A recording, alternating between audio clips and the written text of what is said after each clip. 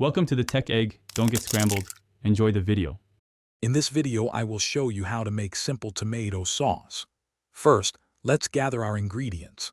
You'll need about 2 pounds of ripe tomatoes, such as Roma or San Marzano for the best flavor. Don't forget 2 cloves of fresh garlic, 1/4 cup of good quality olive oil, and a handful of fresh basil. We'll also use salt and freshly ground black pepper to taste, ensuring every spoonful is perfectly seasoned. This simple list sets us up for success.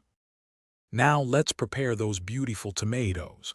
Start by washing them thoroughly and removing the core. Make a small X incision on the bottom of each.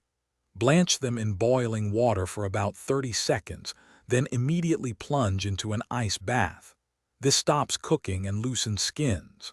Finally, peel off the skins and roughly chop the tomatoes, ready for cooking your delicious sauce.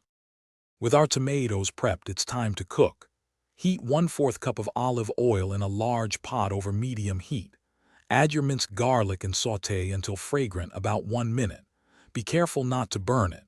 Then, add your chopped tomatoes, fresh basil, a pinch of salt, and a dash of black pepper.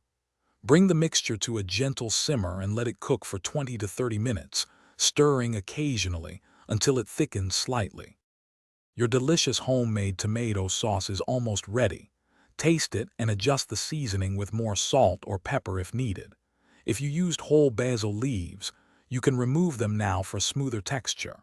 This fresh, simple sauce is perfect over your favorite pasta or as a base for pizzas and other dishes.